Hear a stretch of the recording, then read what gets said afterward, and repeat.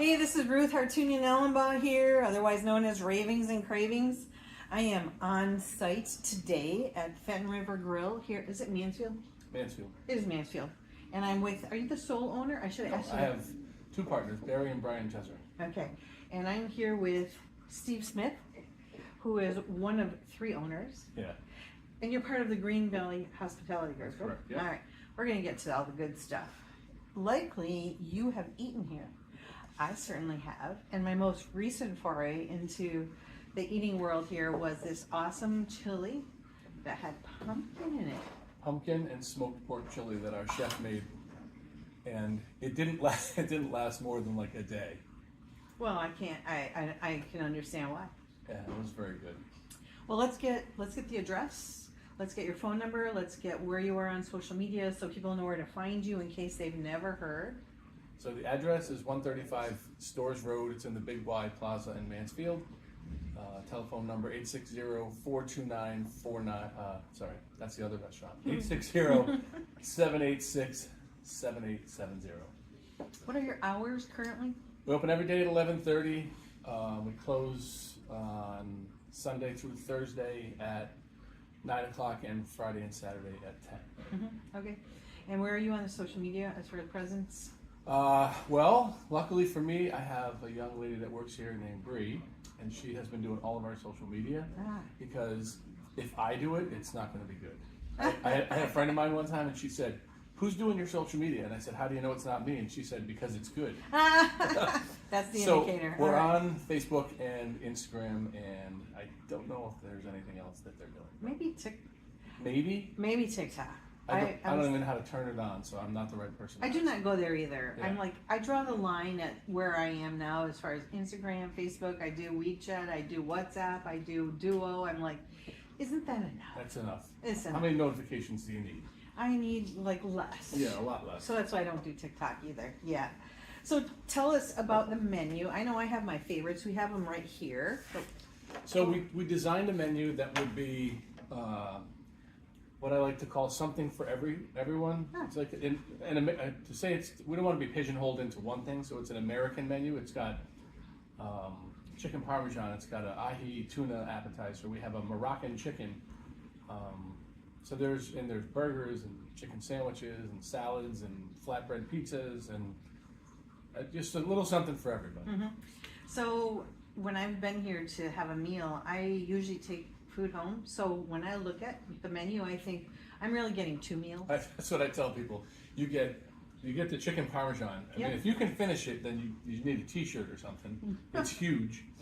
So it's dinner today and lunch tomorrow. Yeah, or breakfast. Not on everything, but I do breakfast. Like even our short rib melt is a pretty big sandwich. I mean, I can't finish it. And it comes with a side of fries, which is pretty big. So it's a lot of food. It is a lot of food. So I'm going to tell you guys what my favorites are. And are there specials, like daily specials or weekly Every specials? day we do specials. Usually a salad appetizer and like 3 appetizers and 4 entrees usually is our goal, and a dessert special. We also have drink specials, wine specials. You have a very extensive bar. Yeah, the bar has gotten me into trouble. Tell us all about it. Over time, I just keep adding. When I first opened, we wanted to just have a limited number of bottles on the bar. And now I have a hard time saying no to anything bourbon. Oh, would you want to try this bourbon? Yeah, send it. And I'm like, what am I doing? I don't need any more of this, you know? But is your restaurant, of the 3, is this the only one that has a full bar? No, 85 Main has a full bar does. as well. Yep. You know, I don't think I've been to the 85 Main. You got to go. Where is that location? It's on 85 Main Street in Putnam. Putnam. Okay, Yep. it's Putnam. They have a pretty extensive menu as well. They have sushi.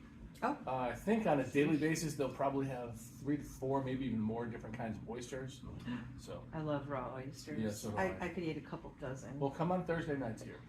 Thursday night we do buck-a-shuck oysters In the Mansfield location. here. Okay. $1 oysters from 4 o'clock to close. And on any given day we can sell. I think the most we ever did was like 750 oysters. And there are times where we've actually run out of oysters because you gamble a little bit because you don't want to be left with a whole bunch left over. Right. But we've run out. I think that when we ran out, we sold 682 oysters. where are my oyster people is what I want to know. Because like most the people I hang out with, they're like, ooh, you eat those raw? Like, what's wrong with Oh you? yeah. My cousin came in last week and he and his friend had 96. Between the two of Two of them? them, yep. 48 each. Slurp those babies down. Well, can't you make oyster stew the next day if you got No, leftovers? like the cool thing about oysters is that as long as you keep them packed in ice, they're going to last a while. And we go through them the rest of the week. It's not like they're on the regular menu, so people order them anyway. We don't ever have a problem. We get seafood deliveries 3 or 4 days a week. So Okay. yeah. Great, fresh seafood. So I'm looking at the menu and I'm going to tell people what some of my favorites are. I love the crispy Brussels sprouts. That is our most popular menu item. It was the last thing added to the menu, Oh. and it was a. We talked about having it. Every restaurant seems to have Brussels sprouts, so we thought, well, all right, we'll put it on there. And it's been our most popular dish by a factor, like twice as much as the next closest thing. Well, and dressings change everything, don't they? So like your dressing, it's a tamari lime, Yep, so tamari is a gluten-free soy. which is nice. And then we have fish sauce, brown sugar, a little bit of pineapple, and fresh squeezed lime juice and lime zest. And that's what makes the difference. I mean, whatever you serve with your sprouts is going to make it like a different person. Yeah, I think they're great. And there's often times where people go, I hate Brussels sprouts. And I go, okay, well, why don't you try ours? And I'll give it to you for free, just a little small bowl. And then they always go, man, these are great. Because I think we all remember Brussels sprouts when we were kids. Like your mom took them out of a bag from the freezer. They smelled, you put them in the oven, and you roasted them or you boiled them, and they were nasty. But things are different now. Yeah, well, Armenians don't eat Brussels sprouts, but this one does. So, I mean, I didn't grow up eating it. The sweet and spicy cauliflower is wonderful with the sweet Thai chili sauce. Yeah. That's really nice. That's a new addition. That's been very popular. I love that one, and I love the ahi tuna because that was as close as I could get to sushi grade. Yep. But now that I know, My ideal meal here is the ahi tuna and a half dozen oysters that's for good me, idea. and then a glass of wine to enjoy it. Not bourbon. No, Not with I that, have a right? bourbon collection, but I don't drink a lot of it. Well, and on your mains menu, I love that you have this nod to local Hosmer mountain soda. Yeah, I had about 25 years ago. I had made a Coca-Cola braised short rib, Oh, okay. and I thought, why don't we just try to incorporate a local soda company? So we put the Hosmer, and we use Hosmer here on our as our soda. We have from the we have bottles. We also have it on fountain soda. But to me, it was a no-brainer. And when we first did it, we went a little heavy on the root beer, and it kind of tasted like a Tootsie Roll, Ooh. like a little too much. So now we backed it off considerably to where it's in the background, and you're like, oh, there it is, So which is how it was supposed to be to begin with. Where did you come up with that kind of idea? Like where did that come from? Well, I think we all get inspiration from somewhere else, right? There's not much that's unique, but you can put your own spin on it. So like I said, I had it with a cola braised short rib, which I thought, well, that seems a little bit weird, but it tasted great. So then we did that here. So, and it's just my twist on somebody else's idea. So. And excuse me, this menu has kind of stood the test of time. You've been here for how long now? 6.5 years. Wow. Yep. So we've changed a few things, and every time you change something, somebody's going to be offended. When we took the meatballs off, we had people that were upset. They were good. They're really good, but they were our lowest selling appetizer. And I'm like, so the 7 people that did get them were Oh. all angry with me. So we put them back on the menu, Oh, you did. and everybody's happy. All right, everybody's happy. Tell us about the desserts that are on here. You have quite a few different dessert choices. We do buy the desserts. We make the brownies. We make our own creme brulee, which is my favorite. I think the love creme that. brulee is the best I've ever had. But our goal is, I tell our servers, if you sell desserts to people, you've done a good job with service and a great job with food. Because if you screwed up either of those, you're not going to stick around to see if you can screw the dessert up too. So that's kind of a validation that you've done a good job on the other 2 aspects of your dining. Desserts. We have boozy Hosmer root beer floats. Yep. So we use Gifford's vanilla ice cream and Hosmer root beer. But our kitchen manager says, why don't we offer any soda? I'm like, you're going to tell me somebody wants a grape soda float? So she made one. Not something I would eat, but other people did enjoy it. So it's not just limited to root beer, although that's probably the most popular one. We have orange, black cherry, cream, root beer, and grape. What makes it boozy though? Oh, if we do the boozy one, we add another local company, Westford Hills Rum. Oh, rum. Which Rum? is it's a caramel, like a toffee flavored rum. Really? It by itself, it's That fantastic. sounds kind of yuck, but I mean, I'd try it. Oh, the rum is great. Sounds interesting. And it's Westford Hills Distillery, which is right up the road. Okay, yeah, in Ashford. It might be Westford. I don't Westford. know. Yeah. Yeah. And if you haven't ever been there, highly recommend going there. It is the most calming, peaceful place. And of course, they have spirits that are amazing. So, yep. Nice. And then we have tiramisu. We have lemon berry mascarpone cake. Yep. So many choices. I mean, start with dessert first, maybe. I would start with creme brulee Appetizer. as your appetizer. Yes. Yeah. It has eggs in it. Yeah, it's all right. It's like egg salad. It's the same thing. It's a meal. Start with dessert. You never know. Well, what's your favorite? My favorite is well, I mentioned the ahi tuna and the oysters, but Right. if I'm gonna have an entree, it's the Moroccan chicken. All right. So what's in that? So the Moroccan chicken is a dish that one of our old chefs, who doesn't work for us anymore, created through some research, and it has chicken thighs, green olives, raisins, apricots, and a lemon cilantro broth, chicken stock. And so, like, I'm thinking about this. There's no way this is going to be good, and it's amazing. And I have so many people that come in and they get it and they think, "Oh my God!" But the best time was when we were only doing takeout during the pandemic, and we had a guy ordered the Moroccan chicken, and as I'm bringing it out to his car, I said, "Moroccan chicken." He says, "Yeah." I said, "Have you had it before?" And he goes, "I had it yesterday." I go, "Wait, you're getting it again today?" And he goes, "It was great. I'm from Morocco. I don't know how you figured it out, but you did." So that was the endorsement. I'm like, yes, we did it. Well, when you get somebody from Morocco. Yeah, when you got someone from there. And then he brought his dad back, and his dad was peppering me with questions about how we make it and everything. And he goes, "That's correct. That's correct." So I was like, I think it's the most unique thing. And I just, no, I like it a lot. That sounds awesome. Roasted beet salad, I will always be a fan of that. I love beets. I do too. Whether they're red or yellow Yep, or doesn't matter. gold, whatever they call them, they're yeah. all good. So, what's next? Do you have anything new and exciting on the horizon? No. Oh, good. No. We're going to be happy with what we have. We are happy with what we have. I'm a part owner of Dog Lane Cafe as well. That's right up the road. So between two restaurants, it's enough. People ask me frequently, "Can you put one of these in our town?" I'm like, no. No, you put your own restaurant there. It's a lot of work, and I don't think people understand and appreciate the level of effort that goes into it, not just from me, but from all of our awesome staff. I agree. You want to brag on your staff? I do have some amazing staff. Go ahead. And I think the trick is just hire a few really good people and have them bring their friends. Because they're not going to recommend somebody who's terrible, because then they're going to have to work harder, or it's going to make them look bad. Yeah.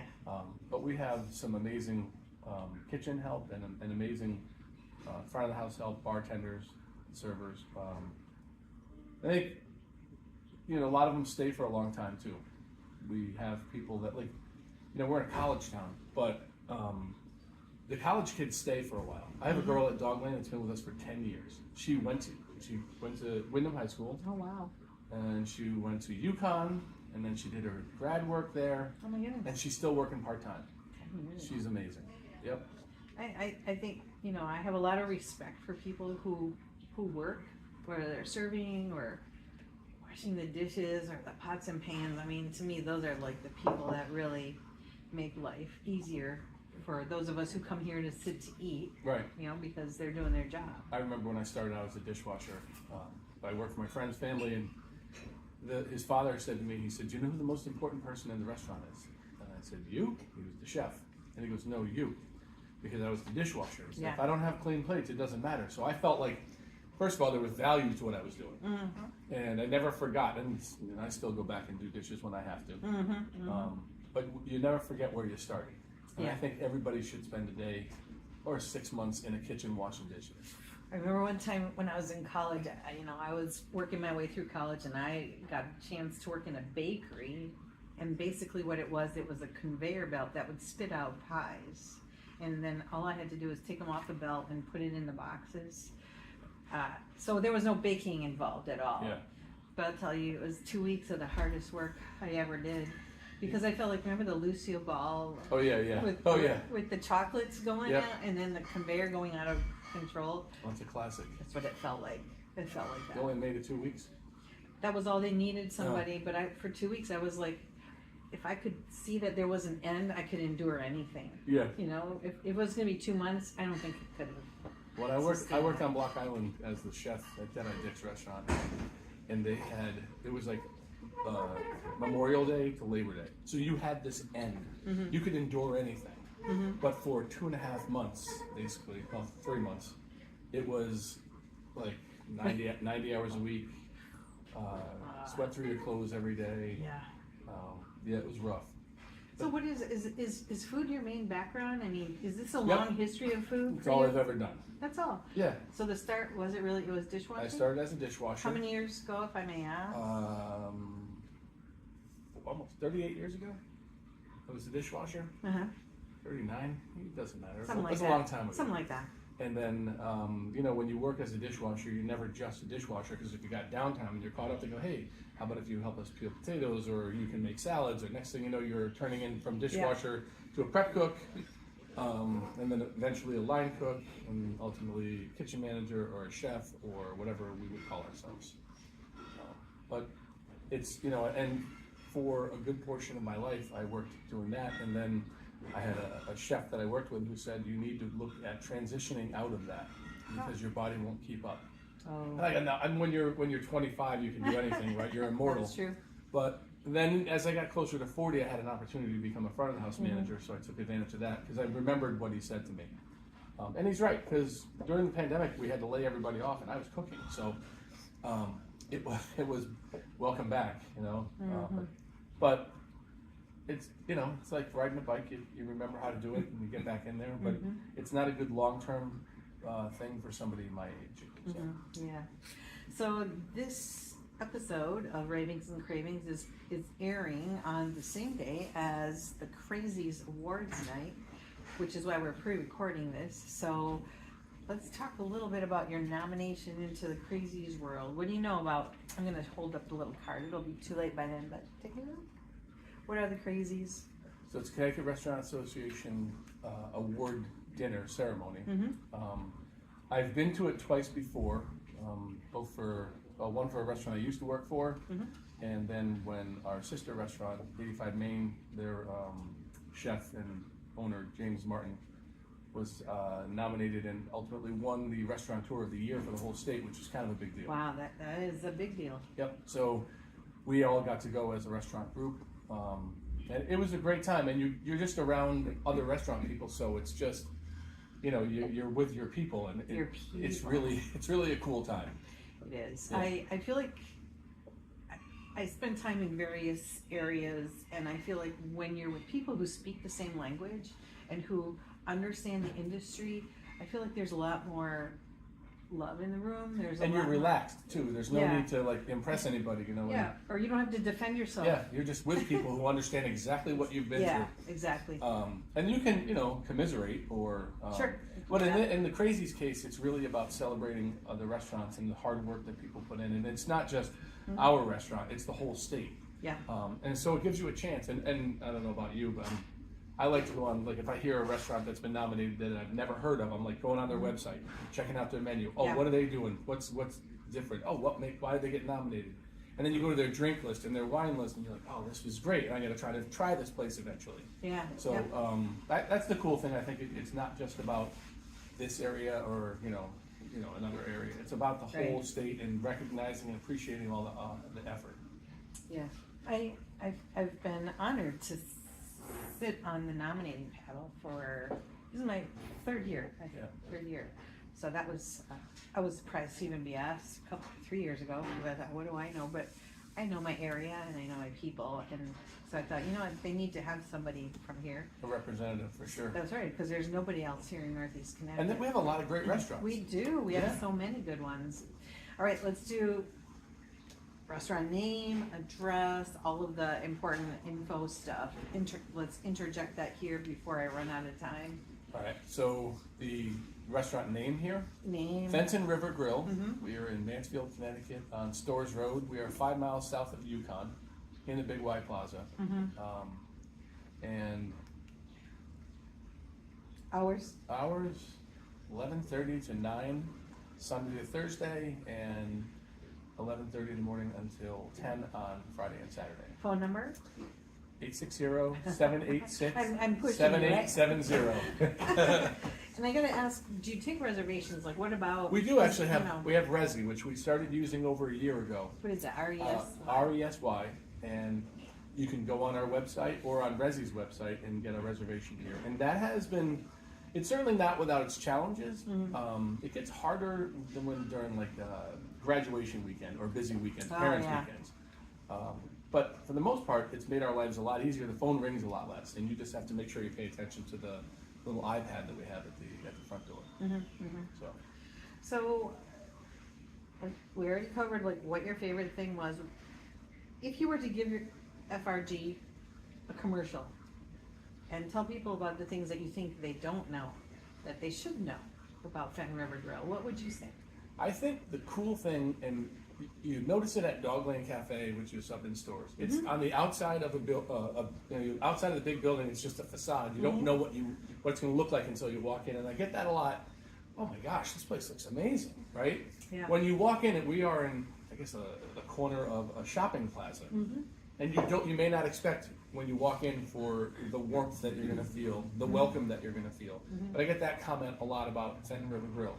Once you come inside, I think we're going to hook you. Right, we've got you, because if we do a great job with service and food, and our staff is outgoing and friendly, I think that's probably one of the best things we can say. Is our food is very good, but our staff makes the biggest difference. Well, service industry includes the word service. Yeah. And I have teased people and said, what is customer service? I think it's an oxymoron in some places, but when I come here, I know that person is paying attention. Sometimes people are too attentive, and then they interrupt you too often. Yep. But like, there's that's my job. That's a balance. Our staff always walks. Because I'll talk to people and they go, "Is this old man bothering you?" And I'm like, "It's time for me to back away," because I love to talk to people and get to know them. Time to pull back, right? Well, we define service or hospitality. I do as giving the guest what they want before they have to ask for it. And when you've done that, I mean, I've been to restaurants where the service is impeccable, and you never notice you have a waiter or a waitress or a server. You're like, oh, that was great. And at the end, you had everything you needed whenever you needed it without having to ask for it. And the 3 restaurants that you're affiliated with are? So there's 4. Oh, so 4. I'm a part owner of Fenton River Grill and Dogland Cafe. And then my partners, Barry and Brian Jezerin, own the Vanilla Bean, which is an iconic restaurant. It is iconic. That's our time. All right. In Pomfret. And then that was the first one of the Green Valley Hospitality. And then 85 Main in Putnam is the other one. But I have no affiliation to them except for the fact that my partners are the owners. And Vanilla Bean's been there for 36 years, probably. 1989. It is 88? here to stay. Yeah, it's here to stay. So is Fenton River Grill. Yes, it is. It Yeah, is here we to survived the pandemic, and I think that was the hardest test for not just here, but for every restaurant. Oh yeah. Everyone in this industry. To survive that was pretty remarkable. I just can't believe that I even lived through something like that. I can't either. I like to blank it out. I feel like I lost something, but I don't remember what it was. Yeah. And it was just it was an odd time of life. I remember when it happened, the first thing I said, I just want to survive. That's it. And we came out of it better than we went into it, I think. I think we excelled at takeout, which a lot of people told us, and I didn't want to be good at takeout. I mean, you always want to be good at it, but that's not. I wanted them to come in. People to come here. I want you to come in. I don't want to you my house. come to my home. Sit to my table. And that, I like to just not talk about it anymore. Yeah. Okay. So moving on. What is one of the random question? What's one of the hardest ingredients? It's hard to get a hold of these days. Is there anything that's really challenging? No, not really. Everything is accessible now? Yeah, I mean, during the pandemic, nothing was accessible. But it was a mystery. I was what you trying were to gonna not talk about the pandemic, and there you are. Bringing it back up. No, things have recovered nicely. This week, fish is hard to get. Fish? Yep, because it's all about the weather, the wind. Oh, so many during, things. so you're looking at your fish sheet and the pricing, and you're going, that, and where's all the rest of the stuff, you know? And so that, I think, can vary from season to season, but I think year-round, we are pretty blessed to be in an area where we have access to a lot of great products. Yeah, it's true. It's true. Well, my time is up here with you. Thank you, Steve Smith. Thank you, Ruth. Thank you, Fenton River Grill. Thank you for this awesome latte. Guys, I've been sitting drinking this. I'm on site here at Fenton River Grill. This episode of Ravings and Cravings is airing at about the same time that you and I will be at the Crazies gathering, December, is it 9th? I think it's a night. Yeah. Monday night. So this is Ruth Hartunian Ellenbaugh, Ravings and Cravings. I'm signing off here on Good Company, WILI.